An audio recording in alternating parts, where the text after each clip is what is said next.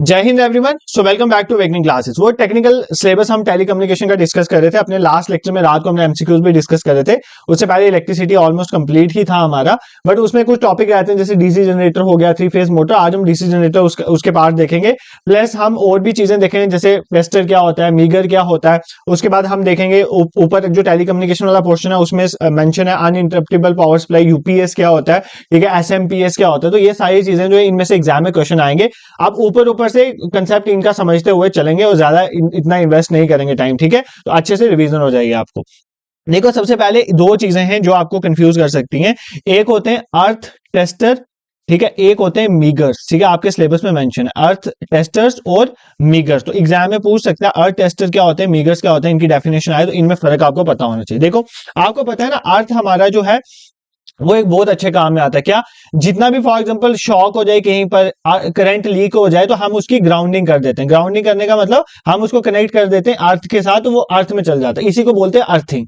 Earthing होता है अपने इलेक्ट्रिकल एप्लियंसेस को, जो भी घर का कनेक्शन है उसका एक जो न्यूट्रल वाली वायर है उसको आप क्या कर देते हो, कई बार उसको आप अर्थ में डिग कर देते हो। इससे क्या होगा कि अगर सपोज करो कहीं पर भी करंट लीकेज हो रही है, कोई शॉक या कुछ भी ऐसी सिचुएशन आती है, तो वो आपका जो एक्स्ट्रा करंट है जिससे आपको करंट लग सकता था, वो करंट कहां पर चल जाती है, अर्थ के अंदर चल जाती है, क्योंकि अर्थ एक लो रेजिस्टेंस प्रोवाइड करता है और करंट अर्थ के अंदर चल जाती है। इस प्रोसेस को बोलते हैं अर्थिंग या ग्राउंडिंग, ठीक है। ये भी आपके सिलेबस में मेंशन है। अर्थिंग ग्राउंडिंग आपको सिंपली समझ आ जाता है कि जहां पर भी कहीं पर लीकेज या कुछ भी हो सकता है हार्मफुल, तो उस चार्ज को कहां पर अर्थ के अंदर डिग कर देना, that is known as earthing. ये तो आपको समझ आ गया। बट अब एक और चीज यहां पे मायने रखती है कि हमें कैसे पता चलेगा कि कोई प्लेस जो है वो अर्थिंग के काबिल है या नहीं है। इसके लिए कंडीशन होनी चाहिए, क्योंकि वहां पर लो रेजिस्टेंस होना चाहिए, ठीक है।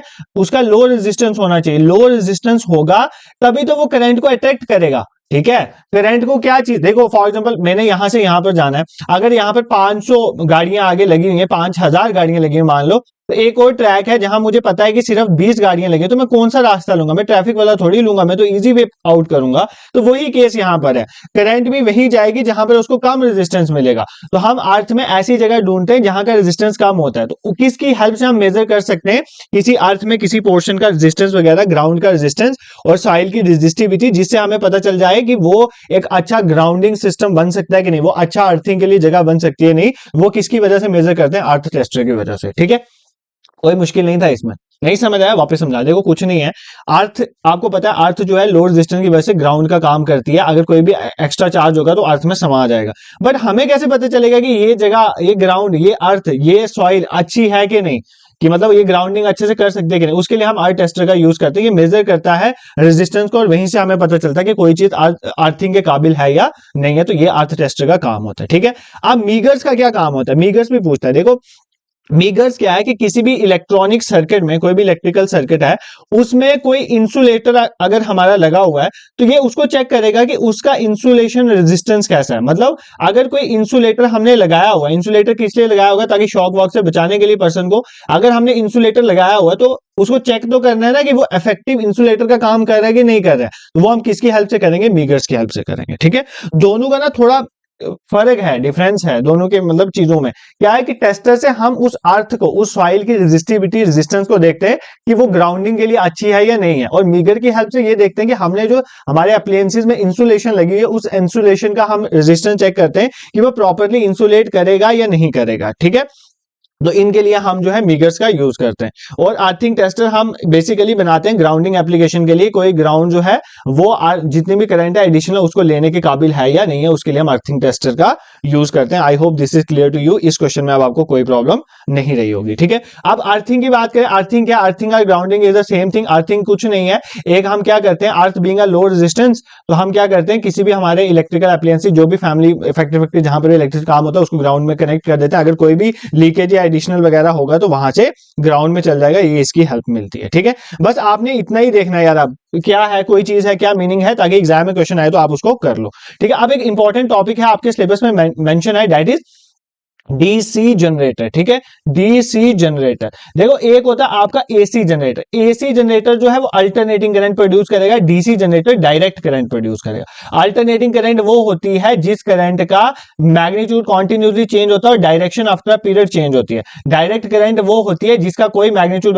चेंज नहीं हो रहा, ठीक है, कोई मैग्नीट्यूड चेंज नहीं हो रहा, कांस्टेंट मैग्नीट्यूड रहता है और डायरेक्शन भी चेंज नहीं होती, वो होती है डायरेक्ट करंट, ठीक है। अब हम बना रहे हैं डीसी जनरेटर, ठीक है, हम डीसी जनरेटर मतलब हम ऐसा जनरेटर बनाएंगे, पहली बात तो वो करंट बनाएगा, और करंट भी कौन सी बनाएगा, डायरेक्ट करंट बनाएगा, ठीक है। अब आपको डीसी जनरेटर में समझना क्या है, इसी डायग्राम के थ्रू मैं आपको पूरा डीसी जनरेटर समझा लूंगा, बस आपने फुल कंसंट्रेशन से यहां पर देखना है, ठीक है। अब डीसी जनरेटर में क्या क्या इंपॉर्टेंट चीजें होती है, जैसे ये योक है, ये टर्मिनल बॉक्स है, ये पोल लगे हुए हैं। देखो बेसिकली डीसी जनरेटर काम कैसे करेगा, ये काम करेगा on the process of electromagnetic induction, ठीक है। जब भी करंट प्रोड्यूस करनी हो तो आप इलेक्ट्रोमैग्नेटिक इंडक्शन का यूज करोगे, ठीक है। इलेक्ट्रोमैग्नेटिक इंडक्शन में क्या होता है कि हमने मैग्नेट लगाए होते हैं और मैग्नेट के बीच में अगर हम कोई कॉइल रखेंगे और ये मैग्नेटिक फील्ड अगर चेंज हो रही है तो इसको चेंज करने का क्या तरीका है, या तो मैग्नेट को घुमाओ, बट मैग्नेट बड़े बड़े होते हैं, उनको घुमाना डिफिकल्ट है, तो इससे बेटर हम बीच में कॉइल को घुमाते हैं। जब मैं कॉइल को घुमाऊंगा तो इस कॉइल के साथ जो मैग्नेटिक फ्लक्स लिंक होगा वो चेंज हो जाएगा, क्योंकि जब भी किसी कॉइल का मैग्नेटिक फ्लक्स चेंज हो जाएगा, उसको मैग्नेटिक फील्ड में रखा हुआ है, उसके एसोसिएटेड जो मैग्नेटिक फ्लक्स है वो चेंज होगा, उसमें क्या प्रोड्यूस होती थी, इंड्यूस्ड ईएमएफ। और अगर हम अपना सर्किट क्लोज कर देंगे तो क्या प्रोड्यूस होगा, इंड्यूस्ड करंट। बट ये जो करंट प्रोड्यूस होगी ये डायरेक्ट करंट नहीं होगी, तो हम इसको क्या करेंगे, इधर एक चीज होगी कम्यूटेटर, कम्यूटेटर में हम क्या करेंगे, इस करंट को किस में कन्वर्ट कर देते हैं, डायरेक्ट करंट, तो हमें डायरेक्ट करंट मिल जाती है, वही फंक्शन है आपका डीसी जनरेटर का, ठीक है। तो ये एग्जाम में पूछे कि डीसी जनरेटर किस प्रिंसिपल पे काम करता है, तो इलेक्ट्रोमैग्नेटिक इंडक्शन में काम करता है। डीसी जनरेटर में होता क्या, कुछ नहीं होता, हमारे पास मैग्नेट्स लगे हुए हैं, मैग्नेट्स के अंदर हमने कॉइल रखी हुई है जिसको बोलते हैं आर्मेचर। आर्मेचर कॉइल जो है घूमती है, जब घूमेगी तो magnetic flux link with the coil changes, जब भी मैग्नेटिक फ्लक्स कॉइल का चेंज होगा इंड्यूस करंट प्रोड्यूस होगी, करंट एसी होगी, उसको हम डीसी में कन्वर्ट करेंगे with the help of commutators. Commutator में हमारा ऐसा सिस्टम लगा होगा, ठीक है।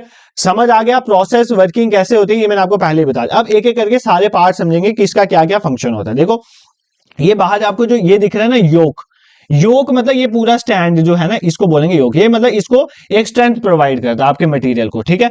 उसके बीच में हमने देखो ध्यान से देखो यहां पर ये पोल्स है हमारे, ये एक पोल है, ये पोल है, ये पोल है, मतलब नॉर्थ साउथ ऐसे पोल लगे हुए हैं, ठीक है।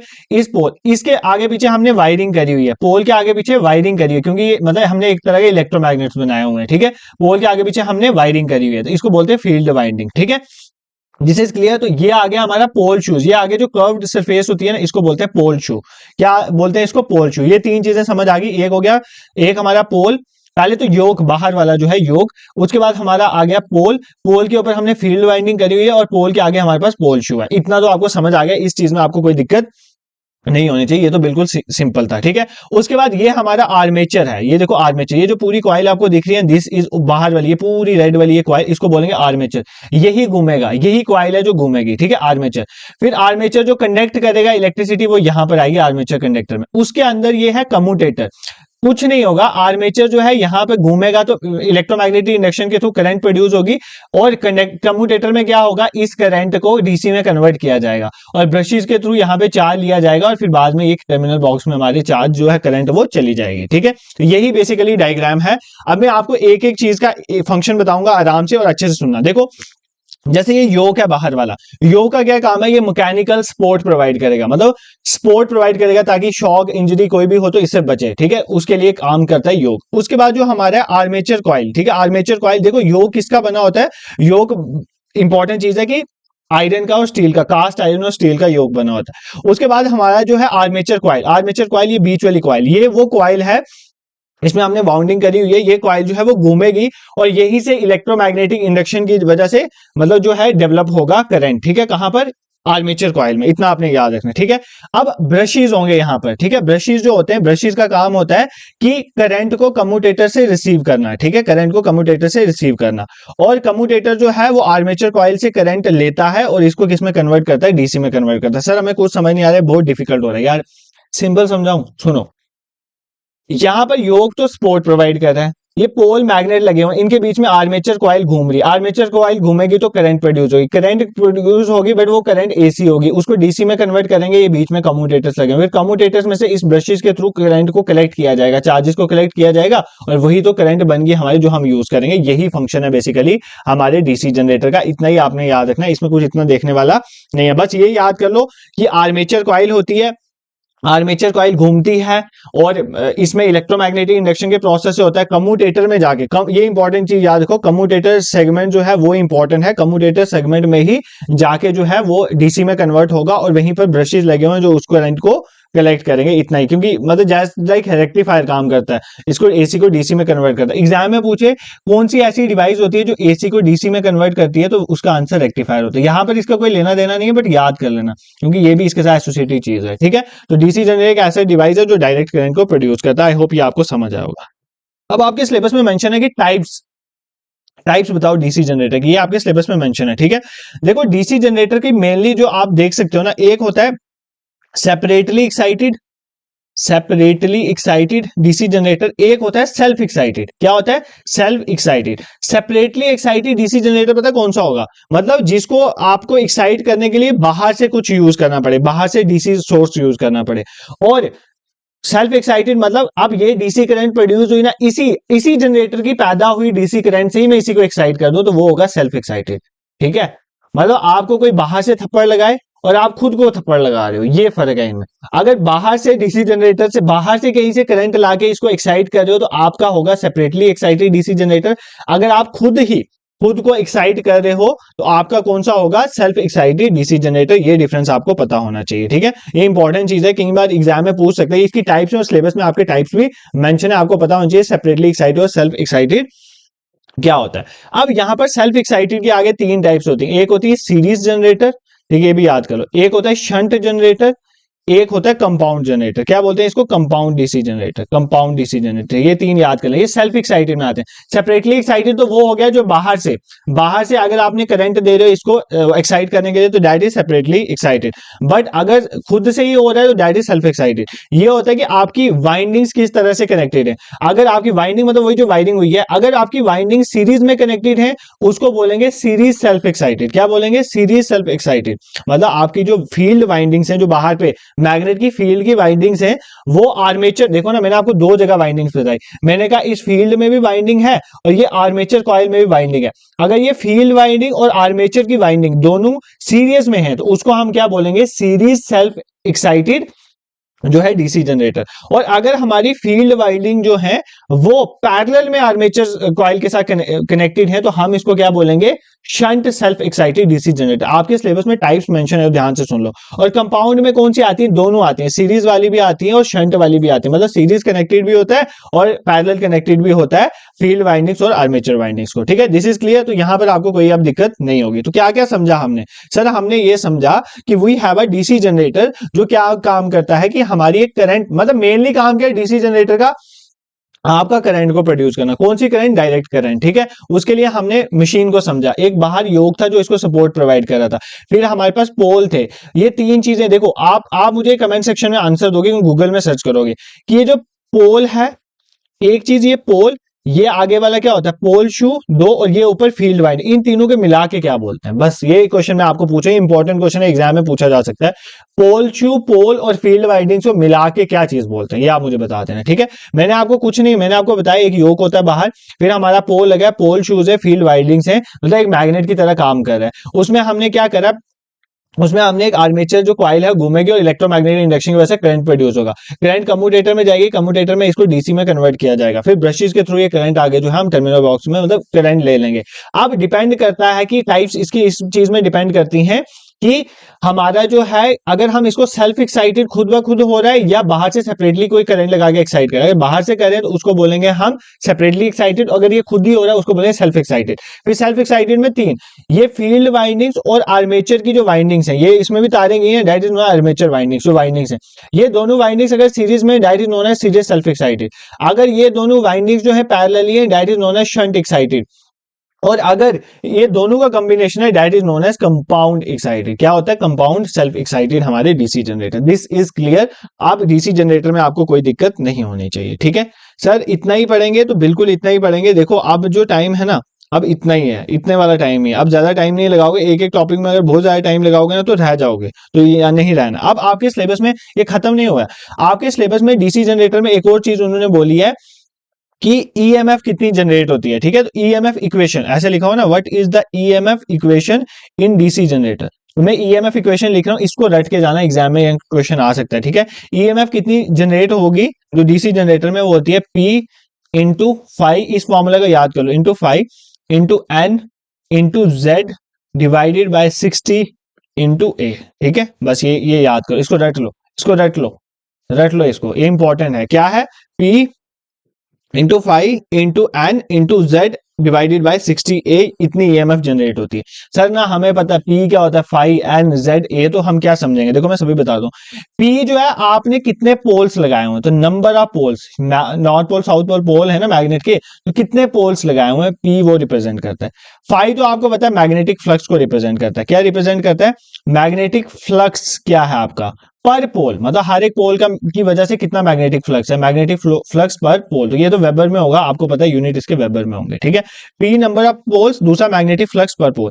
एन होता है कि कितने, एन बेसिकली रिप्रेजेंट करता है हमारा कि कितनी बेसिकली वो आर्मेचर्स में कितनी स्पीड है। ठीक है, स्पीड को रिप्रेजेंट करता है। एन हमारा क्या रिप्रेजेंट करता है कि आर्मेचर की स्पीड कितनी, मतलब कितनी रोटेशन कर रहा है पर मिनट। ठीक है, रोटेशन आरपीएम में। ठीक है, रोटेशन ऑफ आर्मेचर को रिप्रेजेंट कर रहा है, मतलब यार बीच में कॉइल घूम रही है ना, उसकी रोटेशन कितनी है उसको एन रिप्रेजेंट करता है। रोटेशन ऑफ आर्मेचर को एन रिप्रेजेंट करता है, ये चीज आप याद करोगे। ठीक है, Z रिप्रेजेंट करता है कि कितने हमने आर्मेचर के कंडक्टर्स लगाए हो, तो कितने total number of armature conductors हैं उसको हम किसे रिप्रेजेंट करते हैं, Z से। तो number of armature conductor, number of armature conductors क्या रिप्रेजेंट करता है, आर्मेचर कंडक्टर्स। ठीक है, ये Z रिप्रेजेंट करता है। ठीक है, ये चीज आपने याद रखनी है। तो सभी हो गया, बचा क्या? बचा ए होता है कि पैरेलल पाथ्स कितने हैं, करंट को जाने के लिए पैरेलल पाथ्स कितने हैं, तो नंबर ऑफ पैरेलल पाथ्स को रिप्रेजेंट करता है हमारा। ठीक है, तो ये चीज भी आपने याद कर लेनी है। ए क्या रिप्रेजेंट करता है, नंबर ऑफ पैरेलल, मतलब आर्मेचर के अंदर कितनी पैरेलल लेन्स है, ए रिप्रेजेंट करता है number of parallel lens in armature, number of parallel lens in armature. ठीक है, इन आर्मेचर। सर कुछ नहीं है, ये रटना है यार, ये फॉर्मूले तो रटने हैं ना। अब मैं क्या आपको कैसे याद करूं, डेरिवेशन आपकी इसकी मैं समझा नहीं रहा हूं क्योंकि डेरिवेशन कोई पूछेगा नहीं, तो अब डायरेक्टली फॉर्मूला बताएं तो आपको रटना ही पड़ेगा। ठीक है, तो कुछ नहीं है, ईएमएफ की इक्वेशन ये कहती है कि जो ईएमएफ जनरेट होगी वो क्या होगी, पी नंबर ऑफ पोल्स कितने, मैग्नेटिक फ्लक्स पर पोल कितना है वेबर में, एन जो है कितनी रोटेशन हो रही है आर्मेचर की, रोटेशन पर मिनट के हिसाब से देख लो। जेड जो है हमारी कितनी आर्मेचर की वो है, वो रिप्रेजेंट करता है कि मतलब आर्मेचर कंडक्टर्स कितने हैं, आर्मेचर कंडक्टर्स कितने हैं हमारे पास, वो रिप्रेजेंट करता है 60 तो नंबर है। ए रिप्रेजेंट करता है कितनी पैरेलल लेन्स हैं वो जो बिछाई हुई है आर्मेचर में, ए वो रिप्रेजेंट करता है। तो इससे याद कर लो, ये तो रटना ही पड़ेगा भाई, इसमें आपकी मैं कोई हेल्प नहीं कर सकता, ये चीज आपको रटनी ही पड़ेगी। ठीक है, अब एक चीज और आपके सिलेबस में, ये सारी सिलेबस में टर्म्स मेंशन है, आपके सिलेबस में मेंशन है व्हाट इज डीसी जनरेटर, उसके पार्ट्स ये आपके सिलेबस में मेंशन है। फिर आपके सिलेबस में मेंशन है कि उसकी टाइप्स, तो मैंने इसलिए बताई सेपरेटली, और सेल्फ एक्साइटेड वाली होती है, और ईएमएफ इक्वेशन मेंशन है वो भी बता दी। ठीक है, और अब आपके सिलेबस में एक और चीज मेंशन है कि वोल्टेज बिल्डअप क्या होता है, वोल्टेज बिल्ड अप क्या होता है, वोल्टेज बिल्ड अप क्या होता है in case of DC generator. Voltage buildup कुछ नहीं होता है कि जो फॉर एग्जाम्पल एक तो मैग्नेटिज्म था जिससे करंट बन गई, अब कुछ जो बच जाता मैग्नेटिज्म है ना, जिसको बोलते हैं रेजिडुअल मैग्नेटिज्म, फील्ड वाइंडिंग्स में ये जो हमारी एक तो हो गया, और मैं देखो यार ये होता है कि यहां पर जो इसकी वजह से यहाँ पर जो आर्मेचर की वाइंडिंग से यहाँ पे करंट प्रोड्यूस हुई। ठीक है, समझ गए, मैग्नेटिक फ्लक्स लिंक हुआ, आर्मेचर में करंट प्रोड्यूस हुई, कम्यूटेटर के थ्रू, वो ब्रशेस के थ्रू हमने ले ली। एक ये भी तो फील्ड वाइंडिंग है, इसको बोलते हैं सेल्फ इंडक्शन। अभी यार मैं इन डेप्थ नहीं बता रहा क्योंकि फिर सेल्फ इंडक्शन म्यूचुअल इंडक्शन समझानी पड़ जाएगी। तो सेल्फ इंडक्शन की वजह से, इन फील्ड वाइंडिंग की वजह से यहाँ पर भी तो कुछ ना कुछ मैग्नेटिज्म होगा, तो यहाँ पर जो रेजिडुअल मैग्नेटिज्म बच जाता है उसकी वजह से जो वोल्टेज होती है that is known as voltage buildup. ठीक है, तो वोल्टेज बिल्डअप क्या होता है, किसकी वजह से होता है, डीसी जनरेटर में जो रेजिडुअल मैग्नेटिज्म बच जाता है उसकी वजह से एक छोटी वोल्टेज जो है यहाँ पर इंड्यूस हो जाती है, और जिसकी वजह से जो है फील्ड वाइंडिंग्स में करंट फ्लो होना शुरू हो जाती है। ठीक है, और मतलब इससे क्या होता है कि मैग्नेटिक स्ट्रेंथ जो है और बढ़ जाती है और वोल्टेज बनना शुरू हो जाती है, that is known as voltage buildup. Sir हमें कुछ समझ नहीं आया। देखो यार, मैंने एक टॉपिक होता है सेल्फ इंडक्शन और म्यूचुअल इंडक्शन, अब उसके डीप में मत जाओ, बट एक बार दिमाग से सोचो कि अगर यहां पर भी फील्ड वायरिंग्स लगी हुई हैं इन वाइंडिंग्स की वजह से यहां पर भी तो कुछ ना कुछ मैग्नेटिज्म प्रोड्यूस होगा। ये वाला मैग्नेटिज्म तो वो करंट प्रोड्यूस कर रहा है जो हमें चाहिए, जो हम ले रहे हैं, that is known as DC current, जो हम यूज कर रहे हैं, ठीक है। अब ये वाली करंट जो यहाँ पर मैग्नेटिज्म की वजह से प्रोड्यूस होगी, ये क्या करेगी, इसकी वजह से यहाँ पर वोल्टेज डेवलप हो जाएगी। वोल्टेज डेवलप होने की वजह से इसका मैग्नेटिज्म और बढ़ जाएगा। वो जो वोल्टेज डेवलप हो रही है, बिल्ड हो रही है, that is known as voltage buildup. इतना याद करो। तो बस आप एग्जाम में क्वेश्चन कैसे आएगा, हम कंफ्यूज मत होना। एग्जाम में वोल्टेज बिल्डअप के लिए पूछेगा कि ये क्या होता है, तो वोल्टेज बिल्डअप क्या पूछेगा, ऐसे बोलेगा कि डीसी जनरेटर में एक क्या होता है, स्मॉल वोल्टेज जनरेट होती है फील्ड पोल्स में, जो आपके फील्ड वाइंडिंग्स की वजह से, रेजिडुअल फ्लक्स की वजह से, मतलब रेजिडुअल मैग्नेटिक फील्ड की वजह से जो जनरेट होती है, उसको क्या बोलेंगे, तो आप याद करोगे वोल्टेज बिल्डअप, ठीक है। इतना याद करोगे। ये बड़े मतलब नंबर ऑफ फैक्टर्स पे डिपेंड करता है, जैसे रेजिडुअल फ्लक्स, ये मतलब किस पे, नंबर ऑफ फैक्टर्स पे डिपेंड करता है। ये देख लो किन किन फैक्टर्स पे डिपेंड करता है। अब याद मत करना कि इसमें क्या क्या होता है, फिर बहुत डीप हो जाएगा, इतना नहीं जाना। रेसिडुअल फ्लक्स पे डिपेंड करता है, कितना फ्लक्स बचा हुआ है, ठीक है, उस पे डिपेंड करता है। शंट वाइंडिंग्स पे डिपेंड करता है। शंट क्या बताया था ना अभी, शंट क्या होता है और डीसी जनरेटर, उसमें शंट वाइंडिंग्स में वाइंडिंग्स की डायरेक्शन क्या है, डायरेक्शंस ऑफ वाइंडिंग पे डिपेंड करता है। वाइंडिंग्स की डायरेक्शन पे डिपेंड करता है। आयरन सैचुरेशन पे डिपेंड करता है, आयरन सैचुरेशन पे डिपेंड करता है। और फील्ड रेजिस्टेंस पे डिपेंड करता है। किस पे डिपेंड करता है, फील्ड रेजिस्टेंस पे। इतने चीजों पे हमारा वोल्टेज बिल्डअप जो है डीसी जनरेटर में डिपेंड करता है, ठीक है। समझ आया कुछ डीसी जनरेटर। देखो आज कराने में तो इसके साथ में 3 फेज मोटर भी करवा सकता, बट वो मैं अलग से बता दूंगा, चाहे शाम के टाइम पे, क्योंकि फिर ये दोनों ही कंफ्यूजन हो जाएंगे। आपको कंफ्यूजन नहीं होने, कुछ नहीं है। डीसी जनरेटर में हम डीसी करंट प्रोड्यूस करते हैं, डायग्राम मैंने समझा दी। आर्मेचर कॉइल घूमती है, इलेक्ट्रोमैग्नेटिक इंडक्शन प्रोड्यूस होती है, कम्यूटेटर में उसको डीसी में कन्वर्ट करते हैं और फिर हम उसको उठा लेते हैं। इतना हमने समझ लिया। फिर हमने एक चीज देखी इसकी टाइप, एक तो सेपरेटली एक्साइटेड, जो बाहर से एक्साइटेड हो, सेल्फ एक्साइटेड में सीरीज, शंट, कंपाउंड, तीनों बता दिए। सीरीज में सीरीज होता है फील्ड वाइंडिंग्स और आर्मेचर वाइंडिंग्स, और शंट में पैरेलल होते हैं, और कंपाउंड में दोनों का कॉम्बिनेशन है। ईएमएफ इक्वेशन में समझा दी कि इसमें क्या बोलते हैं। फिर वोल्टेज बिल्डअप मैंने बताया, जो रेजिस्टर फ्लक्स जो बच जाता है फील्ड वाइंडिंग्स में, उसकी वजह से जो होता है that is known as voltage buildup. ये पूरी एक लाइन थी आपके सिलेबस में जो हमने कवर कर ली, ठीक है। अब एप्लीकेशंस क्या है, डीसी जनरेटर कहां कहां यूज होता है, देखो ऑटोमोबाइल की बैटरीज को चार्ज करने के लिए, इन्वर्टर को चार्ज करने के लिए, सोलर पैनल्स में, तो बहुत जगहों में हमारा डीसी जनरेटर, मतलब जहां पर भी आपको डायरेक्ट करंट की जरूरत हो सकती है ना, आपको लगेगा कि यहाँ पर डायरेक्ट है, मतलब जहां पर भी कहीं चार्जिंग वाला काम है, जैसे बैटरी को चार्ज करना है तो डीसी चाहिए, तो वहां पर हमारा डायरेक्ट करंट जनरेटर जो है वहां पर हम यूज कर सकते हैं, ठीक है। ये आप देख सकते हो, ठीक है। This is clear. अब एक और टॉपिक है ऊपर, बेसिकली वो टेलीकम्युनिकेशन और रेडियो कम्युनिकेशन वाले कंपोनेंट में, बट कहीं ना कहीं वो भी इलेक्ट्रिसिटी और इलेक्ट्रॉनिक्स से जुड़ता है, उसको कवर करेंगे। ये इंपॉर्टेंट टॉपिक है, एग्जाम में यहां से क्वेश्चन आएगा, बट इसकी सर्कुलेटरी पे आप मत जाना कि सर्किट सर्किट कैसे, ऊपर ऊपर से समझो क्या होता है। इलेक्ट्रिक आपके सिलेबस में मेंशन है electrical and electronic gadgets, electrical and electronic gadget. आपके जो इलेक्ट्रिकल कंपोनेंट्स होते हैं ना, उनमें पता है पैसिव कंपोनेंट्स लगते हैं, ये याद करो, इसमें लगते हैं पैसिव कंपोनेंट, ठीक है। पैसिव कंपोनेंट, पैसिव कंपोनेंट होते हैं जो करंट को एब्जॉर्ब करते हैं, स्टोर करते हैं। इलेक्ट्रॉनिक गैजेट्स में ज्यादातर एक्टिव कंपोनेंट लगते हैं। एक्टिव कंपोनेंट वो होते हैं जो खुद देते हैं करंट को, खुद मतलब ये उसको लेते हैं, जैसे यहाँ पर रेजिस्टेंस वगैरह लगेगा जो स्टोर करता है, इंडक्टेंस लगेगा जो स्टोर करेगा। यहाँ पर एक्टिव कंपोनेंट में डायोड शायोड ये वो यूज होते हैं, ठीक है। तो ये आगे हमारे electrical and electronic gadgets. Electrical and electronic gadget में सबसे पहले जो आपने देखना था that is known as UPS. तो सबसे पहले तो आप यूपीएस की फुल फॉर्म याद करोगे। यूपीएस की फुल फॉर्म होती है अनइंटरप्टिबल पावर सप्लाई। क्या नाम है इसका, अनइंटरप्टिबल पावर सप्लाई। मतलब मान लेते हैं आपको क्या चाहिए, एक कॉन्टिन्यूसली करंट चाहिए। अगर सपोज करो आपकी लाइट चली जाती है, आपका कंप्यूटर, आप चाहते हो कि कंप्यूटर इतने जल्दी डेड ना हो, मुझे थोड़ा सारा एडिशनल जो है पावर सप्लाई मिल जाए, वो आपको यूपीएस प्रोवाइड करता है, ठीक है। तो यूपीएस का यही काम है। यूपीएस के साथ देखो, यूपीएस के साथ एक इंटीग्रेटेड, आप इसी के अंदर एक बैटरी जुड़ी होती है, ठीक है, जिसको बोलते हैं इंटीग्रेटेड बैटरी। इस बैटरी में क्या होता है, यूपीएस के साथ जो बैटरी जुड़ी होती है इंटीग्रेटेड बैटरी, इसमें क्या होता है, चार्ज जो है जब लाइट ऑन होती है ना, आपने देखा होगा यूपीएस को हम स्विच में ऑन करके रखते हैं, तो क्या होगा, इसके साथ जो बैटरी होगी उसमें जो है चार्ज स्टोर होता रहेगा, करंट स्टोर होती रहेगी। तो फिर वो जब लाइट चली जाएगी, जब ये कंप्यूटर ऑफ हो जाएगा, तो वो यूपीएस इसको जो है वो सप्लाई देगा। तो ये काम होता है यूपीएस का, ठीक है। अगर लाइट चली जाए तो बैटरी को फिर पावर सोर्स की तरह यूज करते हैं। तो ये हमारा काम कौन करता है, ये यूपीएस करता है, ठीक है। अब सोचने वाली बात है कि यूपीएस होता क्या है। देखो यूपीएस क्या करता है, पहले आपने फॉर एग्जांपल ये आपका यूपीएस है, ठीक है। आप यहाँ पे इसको आपके सर्किट में इसने कनेक्ट कर दिया हुआ है, ठीक है। अब सपोज करो यहाँ पे सर्किट से क्या होगा, इसके अंदर एक बैटरी होगी, वो चार्ज होती है, और जब भी कोई बैटरी चार्ज होती है ना, तो वो डीसी में होती है, ठीक है। बैटरी में जो एनर्जी स्टोर होती है वो डीसी में। तो सबसे पहले यूपीएस में आपका एसी किस में कन्वर्ट होता है, डीसी में कन्वर्ट होता है। ये चीज याद करना, सबसे पहले एसी किस में कन्वर्ट होगा, डीसी में।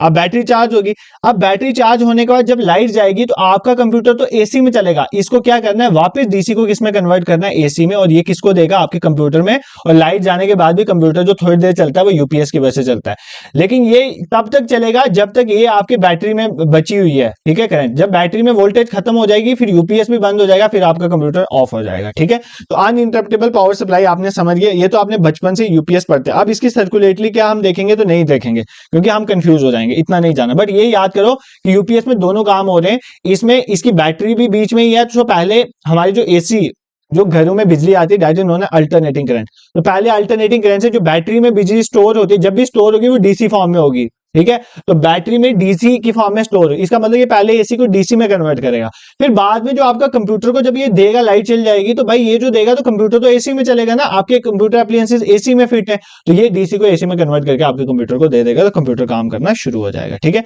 इसीलिए तो आपका अगर यूपीएस नहीं भी हो तो डायरेक्टली भी आप कंप्यूटर चला सकते हो, इसमें कोई दिक्कत नहीं है, ठीक है। बट ये कि वो अनइंटरप्टेबल नहीं होगा, ठीक है। तो ये समझ आ गया यूपीएस क्या होता है क्या नहीं, तो इसकी चीजें आपको समझ होंगी। आई होप दिस इज क्लियर। इसमें फिल्टर बड़ा कोई यूज किया जाता है यार। मेन एसी सप्लाई में पहले देखो कुछ नहीं होगा, इसका थोड़ा सर्कुलेटरी भी थोड़ा सा बता दे। देखो फॉर एग्जाम्पल आपकी मेन एसी सप्लाई है, इसको मैंने आपको बोला स्टोर करने के लिए पहले डीसी में कन्वर्ट करना, तो एसी को डीसी में कन्वर्ट करने के लिए रेक्टिफायर लगे होते हैं, रेक्टिफायर एसी को डीसी में कन्वर्ट करते हैं, ठीक है। This is clear. तो ये रेक्टिफायर में कन्वर्ट होने के बाद कहां पर चल जाएगा, इसके अंदर जो बैटरी है उस बैटरी में स्टोर हो जाएगी। फिर बैटरी में स्टोर होने के बाद इसी में लगा होगा इन्वर्टर। क्या इन्वर्टर क्या करेगा, डीसी को एसी में कन्वर्ट करेगा। इन्वर्टर क्या करेगा, डीसी को एसी में कन्वर्ट करेगा, और वो फिल्टर से मतलब होता है ताकि अननेसेसरी चीजें जो है वो बाहर निकल जाएं, वो फिल्टर से होते हुए तो हमारे पूरे घर के अंदर चला जाता है। और फॉर एग्जांपल जब मान लो लाइट आ जाएगी तो फिर क्या होगा, फिर वो डायरेक्टली पावर सप्लाई जाती रहेगी, ठीक है। उस केस में ये नहीं देता है, जब लाइट आ जाती है तो ये ऐसा ट्रिप होता है कि डायरेक्टली जो है सप्लाई चलती रहे कंप्यूटर में, और अगर जब लाइट जाएगी तब यहां से जो बैटरी वाली स्टोरेज थी उसको यूज कर लेगा, ठीक है। तो सर्किट भी थोड़ा थोड़ा बता दिए यार, कुछ नहीं है सर्किट में यार, कुछ नहीं है, बहुत सिंपल है, ध्यान से सुनो बस। AC supply I, AC supply I, आपका आगे ये लगा हुआ था, इसमें एक तो बैटरी है, तो सबसे पहले एसी को डीसी में कन्वर्ट करने के लिए हमने क्या लगाया हुआ है, रेक्टिफायर। तो रेक्टिफायर एसी को डीसी में कन्वर्ट कर देगा, आपकी एनर्जी बैटरी में स्टोर होगी। समझो यार, अब समझने का टाइम है, अब साफ डायग्राम छोड़ो। बैटरी में रेक्टिफायर की हेल्प से कन्वर्ट हो गया एसी डीसी में। अब जब लाइट चल जाएगी इसी बैटरी से वो एसी में वापस कन्वर्ट होगा विद द हेल्प ऑफ, क्योंकि डीसी एसी में कन्वर्ट हो रहा है तो हम किसका डीसी से एसी में कन्वर्ट करने के किसका यूज करेंगे, इन्वर्टर्स का। क्या करेगा, डीसी को एसी में कन्वर्ट कर देगा और फिर आपका कंप्यूटर चलना शुरू। और फॉर एग्जाम्पल मान लो लाइट वापस आ जाती है, फिर यहां से नहीं आएगा, वो डायरेक्टली एसी का यूज करना स्टार्ट हो जाएगा। तो इतना आपने समझना है, ठीक है। This is clear. तो यूपीएस में आपको कोई प्रॉब्लम नहीं। अब यूपीएस की टाइप्स होती हैं, सिंपली देखनी है। यूपीएस की एक होती है short break UPS, short break UPS, और दूसरा होता है हमारा no break UPS, no break UPS. मान लो फॉर एग्जांपल आपका यूपीएस ऐसे किसी चीज के साथ कनेक्ट हुआ है, अगर ये यूपीएस 5 लाइट गई तो ये यूपीएस 5 से 6 मिली सेकंड की बात कर रहा हूं, मिली मतलब 10⁻⁻3। अगर 5 से 6 मिली सेकंड तक आपका यूपीएस जो है ऑन ना हो तो भी आपका कंप्यूटर या कोई सिस्टम चलता रहे, तो उस जगह पे आप शॉर्ट ब्रेक यूपीएस लगाते हो। बट कुछ ऐसी जगह होती है जैसे ही लाइट गई तो यूपीएस मतलब मिली सेकंड का भी टाइम नहीं ले, उसी टाइम चलना शुरू हो जाए, वो होता है नो ब्रेक यूपीएस, ठीक है। एक ऐसा यूपीएस जिसमें आपका जो लोड है वो थोड़ी देर के लिए डिस्कनेक्ट होगा जब लाइट जाएगी, वो होगा ताकि यूपीएस स्टार्ट हो सके for the short duration of 4 to 5 millisecond. मान लो 5 से 4-5 मिली सेकेंड, 5-6 मिली सेकेंड इतना मान लो, 4-5 मान लो, तो उसके लिए जो है शॉर्ट ब्रेक यूपीएस। और अगर आप चाहते हो फॉर एग्जाम्पल जैसे ही लोड आपका फॉर एग्जाम्पल इलेक्ट्रिसिटी गई तो बिल्कुल भी टाइम ना लगाए, 1 मिली सेकेंड का भी ना लगाए, उसी टाइम यूपीएस ऑन हो जाए, वो होता है no break UPS. I hope this is clear to you. यहां पर आपको ऑब्वियस नो ब्रेक वाला महंगा होगा और बड़ी जगहों पर वो यूज किया जाता है। यूपीएस समझ आ गया। अब इसी के साथ मिलता जुलता आपके सिलेबस में मेंशन है, दैट इज इन्वर्टर। क्या मेंशन है, इन्वर्टर। इन्वर्टर में आपको पहले ही बता चुका हूं, इन्वर्टर का काम होता है डीसी को एसी में कन्वर्ट करना, ठीक है, डीसी को एसी में कन्वर्ट करना। आज मैं यहां पे आपको एक डिफरेंस भी बताऊंगा, ठीक है। देखो कुछ नहीं हुआ, आपका क्या हुआ, आपका इन्वर्टर जो होता है ऊपर होता है इन्वर्टर, ठीक है, और नीचे उसकी लगी होती है बैटरी आपके घरों में, ठीक है। एक छोटा सा इन्वर्टर ऊपर होता है और नीचे आपकी क्या लगी होती है, एक बैटरी लगी होती है, ठीक है, बैटरी लगी होती है। अब बैटरी तो एनर्जी को स्टोर करेगा। आपके घरों से जब लाइट होती है तो क्या होता है कि ये बैटरी जो है चार्ज होती रहती है। जब बैटरी चार्ज होती है तो वो किस फॉर्म में होती है, डीसी की फॉर्म में। तो मतलब इधर एनर्जी जो स्टोर है वो किस फॉर्म में, डीसी में। रेक्टिफायर लगे होंगे, कुछ भी लगा होगा, उसकी हेल्प से रेक्टिफायर याद कर लो एसी टू डीसी कन्वर्ट करता है और inverter DC to AC convert करता है। अब देखो क्या होगा, इसने क्या किया, एनर्जी स्टोर होगी इन फॉर्म ऑफ डीसी। अब जब लाइट जाएगी तब हमारे घरों में तो पंखे वंखे चल रहे हैं ना, उसको एसी चाहिए, तो ये क्या करेगा, ये इन्वर्टर क्या करेगा, इस बैटरी के अंदर जो डीसी थी उसको यूज करेगा और इसको किस में कन्वर्ट करेगा, एसी में, और हमारे घर में अप्लायंसेस चलेंगे। ठीक है, दिस इज क्लियर। तो यहां पर कोई प्रॉब्लम नहीं होनी चाहिए। यही इन्वर्टर, एक छोटा इन्वर्टर, उसके अंदर भी हम यूज करते हैं, किसके अंदर, यूपीएस के अंदर भी, क्योंकि वहां पर भी हमें पहले तो बैटरी स्टोर हो रहा है, फिर उसके बाद डीसी को एसी में कन्वर्ट करें तो वहां पर, तो आपके घरों में जो बड़ा इन्वर्टर है वो यही काम करता है। सबसे पहले क्या होता है, वो बैटरी का काम होता है कि बैटरी में रेक्टिफायर लगे होते हैं, जो एसी आती है वो बैटरी में एज अ डीसी स्टोर हो जाती है, फिर आपके घरों में जो बिजली है वो डीसी को एसी में कन्वर्ट करके with the help of inverter जाती है। ये चीज आपने इन्वर्टर का पॉइंट याद रखना है। This is clear.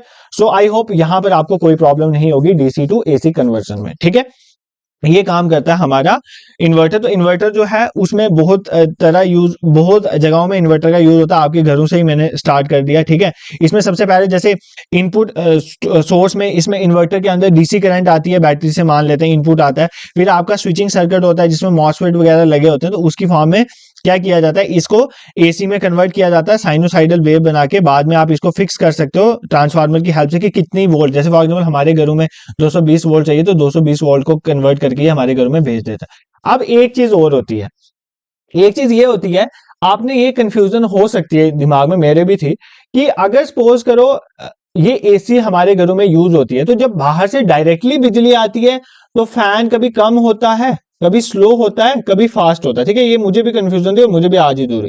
फैन हमारा स्लो होता है और फास्ट होता है, बट अगर सपोज करो हमारा इन्वर्टर पे चल रहा है काम, तो फैन एक कांस्टेंट स्पीड से मूव करता है। इसका रीजन क्या है, होते दोनों केस में एसी है, जब बाहर से भी एसी आ रही है और इन्वर्टर से भी एसी आ रही है, इन्वर्टर से बाहर एसी ही निकलती है, क्योंकि आपके जो एप्लायंसेस है घर के वो एसी पे ही चलते हैं। तो ऐसा क्या हो रहा होता है, रीजन बीइंग दैट जब बाहर से डायरेक्टली आती है तो वो चेंज होती रहती है, फ्लक्चुएट होती रहती है। ठीक है, बट जब इन्वर्टर के थ्रू आती है तो इन्वर्टर में तो आपके सामने साथ बैटरी लगा हुआ है, बैटरी से आप फिक्स डीसी भेजोगे और डीसी को फिक्सली कन्वर्ट कर दोगे एक फिक्स वोल्टेज में, मान लेते हैं 220 वोल्ट, तो इसलिए वो आपको 220 वोल्ट में ही मिलती रही, बट होती एसी है। ये चीज याद कर रहे हैं जब तक आपका जो इन्वर्टर डेड नहीं हो जाता। ठीक है, दिस इज क्लियर। तो यहां पर आपको कोई भी दिक्कत नहीं होनी चाहिए, तो कोई यहां पे प्रॉब्लम नहीं होगी आपको, आई होप।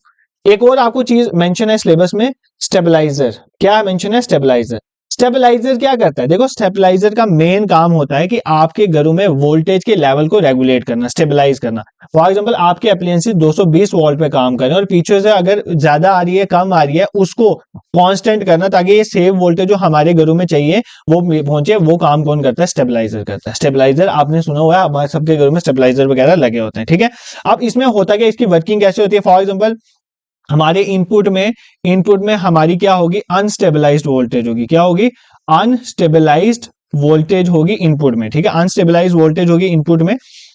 इस अनस्टेबलाइज्ड वोल्टेज को एक हमारा आगे क्या लगा होगा, एक होता है कंट्रोल सर्किट। क्या होता है, कंट्रोल सर्किट। और कंट्रोल सर्किट के आगे यहां से हम क्या देते हैं, इसको रेफरेंस वोल्टेज देते हैं। और फिर हमारा क्या निकल जाता है, आगे से हमारा स्टेबलाइज्ड वोल्टेज निकलती है, स्टेबलाइज्ड वोल्टेज। ये इसकी वर्किंग की डायग्राम होती है। ठीक है, कुछ नहीं है, आपने इनपुट में डाल दी कोई अनरेगुलेटेड वोल्टेज जो फ्लक्चुएट है, या ज्यादा है या कम है, हायर या लोअर होगी, मतलब 220 वोल्ट से बहुत ऊपर है, मान लेते हैं 440 वोल्ट है, इतनी तो आप यूज नहीं ना कर सकते घरों में, 220 वोल्ट के अराउंड जानी है। तो यहां पर ये अनस्टेबलाइज्ड वोल्टेज थी। अब आपका एक सेंसिंग सर्किट होगा, सेंसिंग सर्किट देखेगा बेसिकली इनपुट वोल्टेज जो है स्टैंडर्ड लेवल, मतलब 220 से कितनी ऊपर या कितनी नीचे है, ये कौन देखेगा, सेंसिंग सर्किट। ठीक है, अब इस सेंस्ड वोल्टेज जो सेंस करी कितनी ऊपर या नीचे है, इसको सेंस करने के बाद ये इसको भेज देगा रेफरेंस वोल्टेज, जिसको हम बोलते हैं वोल्टेज रेगुलेशन। क्या बोलते हैं, वोल्टेज रेगुलेशन को भेज देगा। अब वोल्टेज रेगुलेशन में क्या होगा, हमारे पास लगे होते हैं ट्रांसफार्मर्स। क्या लगे होते हैं, ट्रांसफार्मर क्या कर सकते हैं, इस वोल्टेज को अप भी कर सकते हैं और डाउन भी कर सकते हैं। जब इनको लगेगा 440 वोल्ट तो ऊंची है, ज्यादा वोल्टेज है, तो इसको डाउन कर देंगे, 220 वोल्ट कन्वर्ट करके स्टेबलाइज वोल्टेज को आगे सेंड कर देंगे, आउटपुट में हमें स्टेबलाइज मिल जाएगी। तो मतलब इसमें एक तो ट्रांसफार्मर लगे होंगे, दूसरा रिले सिस्टम लगा होगा, रिले सिस्टम से पता चलेगा कि डिजाइर से कितनी ऊपर नीचे, ये पता चल जाता है। ठीक है, और बाकी इसको सेंस करने वाले भी होंगे जो पता करेंगे कि वोल्टेज है कितनी है, और फिर उसके आउटपुट टर्मिनल में हमें स्टेबलाइज मिल जाए। मतलब यहां पर ट्रांसफार्मर का रोल है, ये याद कर लेना। ठीक है, सर हमें नहीं समझ आएगा स्टेबलाइजर क्या करता है, सुन लो यार, कुछ नहीं है। स्टेबलाइजर क्या करता है, आपके घरों में अगर वोल्टेज ऊपर नीचे है तो उसको स्टेबल करके एक डिजाइर्ड वोल्टेज, जैसे 220 वोल्ट चाहिए तो वो देगा। कैसे देगा, अनस्टेबलाइज वोल्टेज पीछे से आएगी, इसको पहले तो सेंस करेगा कि कितनी है, फिर इसको रेफरेंस 220 से कंपेयर करेगा कितनी ऊपर है, फिर ट्रांसफार्मर की हेल्प से इसको डाउन कर देगा या ऊपर कर देगा, कम होगी तो अप कर देगा और आपका तो डाउन कर देगी, फिर स्टेबलाइज वोल्टेज आगे चली जाएगी। तो ये आपका स्टेबलाइजर का काम है। ठीक है, देखो यार कंसेप्ट समझा रहा हूं, अगर कुछ भी इक्का दुक्का क्वेश्चन ऐसे रिलेटेड आए ताकि ये ना हो कि आपने कभी पढ़ा ना हो, ठीक है, आप यही हो सकता है तो आप इसको कवर करोगे। बाकी नेक्स्ट देखेंगे आगे क्या मुझे करना है। Next is switch mode power supply. पहले तो आपको इसकी फुल फॉर्म बताऊं, ये लास्ट टॉपिक है आज का, स्विच मोड पावर सप्लाई। ठीक है, स्विच मोड पावर सप्लाई ये क्या होता है? Switch mode power supply, switch mode power supply कुछ नहीं है, ये भी हमारा एक ऐसा डिवाइस है, ये भी समझ लो कि एज अ रेक्टिफायर ही काम करता है, एसी से को डीसी में कन्वर्ट करता है। एसएमपीएस का भी यही काम है, स्विच मोड पावर सप्लाई का भी यही काम है, एसी टू डीसी कन्वर्ट करता है। बट आप सोचोगे कि सर अगर यही काम इसका है तो हम रेक्टिफायर क्यों नहीं यूज करते? रेक्टिफायर भी तो एसी को डीसी में कन्वर्ट करता है।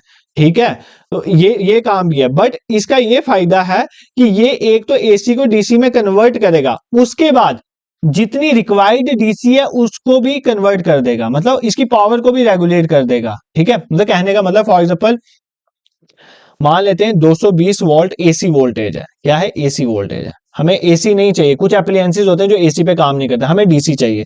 हमने क्या कर दिया, इसको 220 वोल्ट डीसी में कन्वर्ट कर दिया। ठीक है, ये काम कर दिया स्विच मोड पावर सप्लाई में, ये काम तो रेक्टिफायर भी कर सकता है। फिर इसकी जरूरत क्यों पड़ी? इसकी जरूरत इसलिए पड़ी क्योंकि ये 220 वोल्ट डीसी को अगर मैं चाहूं, मेरा एप्लायंस जो साथ में लगा हुआ उसको तो सिर्फ 20 वोल्ट डीसी चाहिए, तो ये उसको 20 वोल्ट डीसी में भी कन्वर्ट कर सकता है, तो इसलिए हम इसका यूज करते हैं। ठीक है, समझ आ गया? तो स्विच मोड पावर सप्लाई क्या है? एक तो एक और क्वालिटी है, रेक्टिफायर के कंपेरिजन ये बहुत हाईली एफिशिएंट होता है। रेक्टिफायर 50 से 60% एफिशिएंट होता है काम करने में, ये नियर अबाउट 90% एफिशिएंट होता है, तो ये चीज भी याद कर लें। तो कुछ नहीं है, स्विच मोड पावर सप्लाई में क्या होता है, स्विच मोड पावर सप्लाई में भी हम एसी को डीसी में भी कन्वर्ट करते हैं, उसके साथ साथ हम दो चीजें करते हैं। क्या? एक तो डीसी में कन्वर्ट हो गया और उसके बाद हम इसको फिल्टर की हेल्प से इसको डीसी वोल्टेज को रेक्टिफाई करने के बाद इसको स्मूथ भी कर सकते हैं, जो हमें चाहिए रिक्वायर्ड उसमें हम कन्वर्ट भी कर सकते हैं। ये चीज भी आपने याद रखनी है। ठीक है, इसकी भी बहुत सारी टाइप्स होती हैं, जैसे एसी टू डीसी एसएमपीएस होता है, डीसी टू डीसी एसएमपीएस होता है, फ्लाई बैक कन्वर्टर होता है, फॉरवर्ड कन्वर्टर होता है, बूस्ट कन्वर्टर होता है, बक कन्वर्टर होता है। तो कुछ टाइप्स का नाम याद कर लो, एग्जाम में आ गए किसकी टाइप्स होती है आपको पता होना चाहिए। एसी टू डीसी एसएमपीएस ये भी पूछ सकता है, डीसी टू डीसी एसएमपीएस ये भी इसकी टाइप में आता है। ठीक है, उसके बाद आ गया फ्लाई बैक कन्वर्टर, ये भी इसकी टाइप है। अब नहीं बताऊंगा इसमें क्या क्या होता है, बस सुन लो, नाम सुन लो एक बार, आ गया पेपर में देख लेना। फॉरवर्ड कन्वर्टर भी इसकी टाइप में आता है, बूस्ट कन्वर्टर भी इसकी टाइप में आता है, बूस्ट कन्वर्टर भी इसकी टाइप में आता है, और बक कन्वर्टर भी इसकी टाइप में आता है। ठीक है, ये आप याद कर लोगे। This is clear. तो इसका ज्यादातर यूज कहाँ पे होता है? जैसे हमारे कंप्यूटर्स लैपटॉप्स में, एलईडी ड्राइव्स में यूज होता है, बैटरी चार्जर्स में यूज होता है, तो इन चीजों में, क्योंकि ये ज्यादा एफिशिएंट है। ठीक है, मतलब एनर्जी लॉस बहुत कम करता है और कन्वर्ट मैक्सिमम वोल्टेज कन्वर्ट मतलब पावर कन्वर्ट हो रही है। ठीक है, ये चीज याद कर लेना, वोल्टेज मतलब पावर, इतना नहीं कंफ्यूज होना, पावर यही होता है, voltage into current is power. तो अगर वोल्टेज चेंज हो रही है मतलब पावर चेंज हो रही है। तो इलेक्ट्रिक पावर का एक और फॉर्मूला बता दिया, वोल्टेज इंटू करंट। तो अगर मैं वोल्टेज में वे में बता रहा हूं, तो अगर पेपर में पावर पूछा है तो पावर भी है, इसमें कोई दिक्कत नहीं है। ठीक है, क्योंकि वोल्टेज एंड पावर जो है वो वोल्टेज से ही बनती है। ये कन्वर्ट करता है इलेक्ट्रिकल पावर को, कन्वर्ट करने का काम करता है। कई बार ऐसा भी क्वेश्चन आ सकता है, तब भी उसका answer switch mode power supply होगा, क्योंकि वोल्टेज कन्वर्ट कर रहा है मतलब एक तरह से पावर ही कन्वर्ट कर रहा है। ठीक है, दिस इज क्लियर। तो आई होप ये चीजें आपको समझ आई होंगी। आज हमने डीसी जनरेटर देखा, इन्वर्टर देखा, यूपीएस देखा, स्टेबलाइजर देखा, एसएमपीएस देखा, टेस्टर देखा, मीगर्स देखा, अर्थिंग देखी क्या होती है। तो ये कुछ इंपॉर्टेंट टॉपिक थे। बाकी डीसी जनरेटर के 4-5 कंपोनेंट हमने कवर किए। अब 3 फेज मोटर रह गई है, वो मैं देखूंगा इवनिंग के टाइम में जैसे करके उसको कंप्लीट कर दूंगा। हमारे पास सिर्फ आज और कल का दिन है, तो आपके पास जो चीजें बच गई हैं उसको अपने एंड पे कवर करने की कोशिश करो, तो आपको एग्जाम में हेल्प मिलेगी। बाकी जो वीडियोस मैंने अपलोड करी आप उनको देख सकते हो। अगर आपको ये हमारा इनिशिएटिव पसंद आ रहा है तो आप हमें सपोर्ट भी कर सकते हो by subscribing our YouTube channel, और शेयर भी करो अपने दोस्तों के साथ। आप पढ़ रहे हो तो कोई और भी पढ़ जाएगा तो बुरी बात नहीं है। ठीक है, this is it for today. Thank you so much for watching. और कोई ऐसा टॉपिक है जो आपको समझ नहीं आ रहा है कहीं से, अब आप मुझे वो बताओ, मैं वो आपको लाने की कोशिश करूंगा। Thank you so much.